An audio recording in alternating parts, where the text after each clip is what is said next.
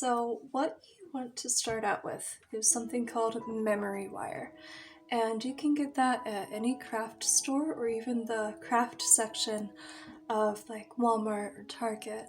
It's very common, but I like the brand Beadalon because they are an American company.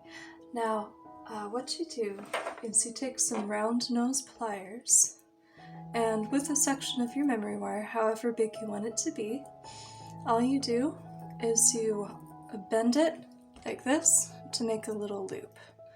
And then you want to try to close the loop as much as you can by squeezing it. And then it's as simple as that. You can string on your beads however you like. You do want to make sure that the hole is big enough to get the memory wire through, but not so big that it would fall off, the end of your beading wire. I don't think we'll have a problem with this because I did make the loop pretty big, so it should fit the beads all right. Yeah, so today I've got some beads that are kind of special to me. They're from the Papillion Marketplace. They're made by artisans in Haiti who are employed by the Papillion Foundation as kind of a way to help solve the problem with poverty in Haiti. Because when you have viable employment, as opposed to a charity giving you like a one-time payment for something, it provides security and it empowers families to work, and work provides dignity. So I'm really happy that I was able to buy some beads from them. They also have like ceramic mugs that are really beautiful. I think they have some woven things, and they have wall art made of like recycled steel drums. It's really cool. You should check them out.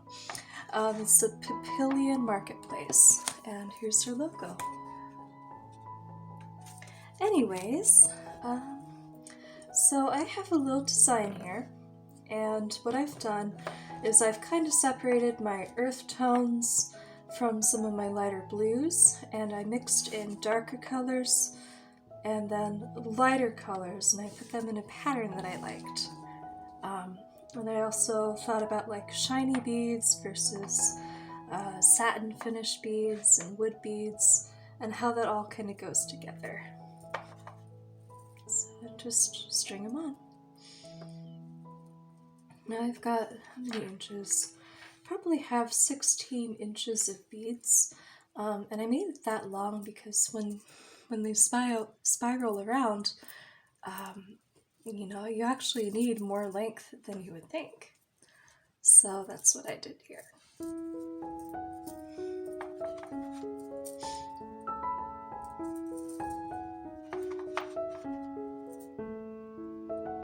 And you just keep stringing them on. Oops.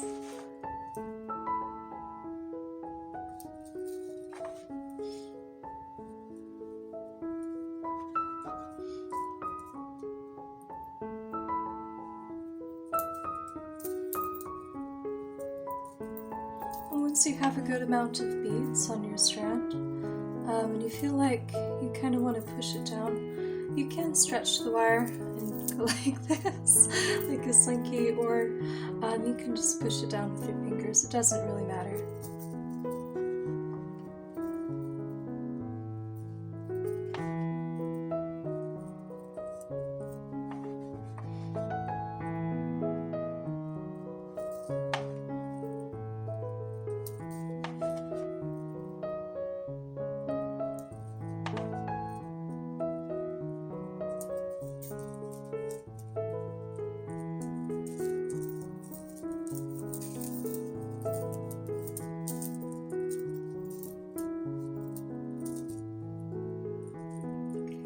I'm gonna go ahead and pause my end of the video, and then when I come back you'll see a little bit more length on the bracelet.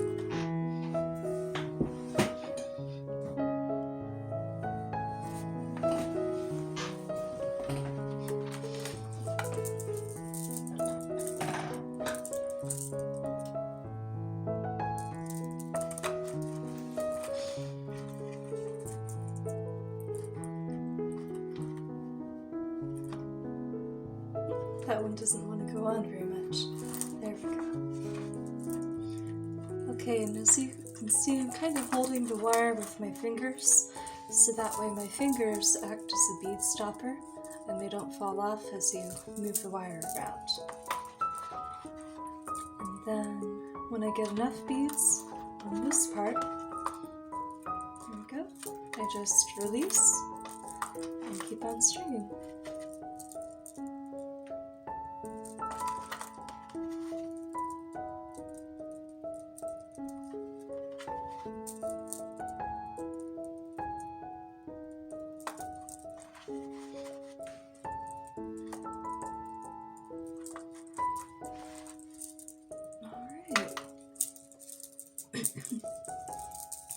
Alright, now that we've got the length, you're going to see how I cut the wire and finish off the bracelet. It's pretty simple. You do want kind of strong wire cutters. I would recommend buying that if you're interested in beading. And not just like the little ones that look like scissors. Make sure you get the ones that have that sturdy kind of metal clamp that cuts it better. And I've got my thumb here as a bit of a measurement tool. And what I'm going to do is I'm going to go just a little bit over my thumb, and that should give me enough room to make my finishing loop. And be careful because it'll fly all over the place. Let's see. Is that a little bit too much? Yeah, I think it is. You also want to make sure that you have your beads pretty taut, so that way you don't have any gaps in your bracelet when you go to finish it off. I'm going to cut just a little bit more.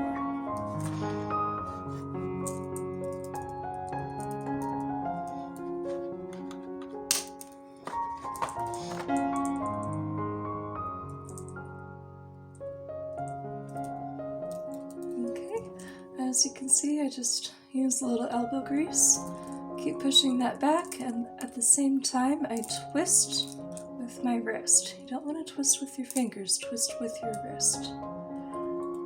Alright. And then I've got a strong loop here. Okay, keep twisting until that loop is pretty good and closed. And then what I like to do is finish it off with like a different pair of pliers. You can use flat pliers like this, or you could use something I call crimp, or something called crimp pliers, and it actually has a little circle section that you can just kind of clamp it on easier. I'm just going to bend that out. There we go, and clamp it on. Okay, and there we have a finished bracelet. So yeah, if you'd like to see more of my bracelets, check out Sun Willow Boutique on Etsy. And if you want to make your own, again, you can find some really cool craft supplies at any major retailer actually, and have fun.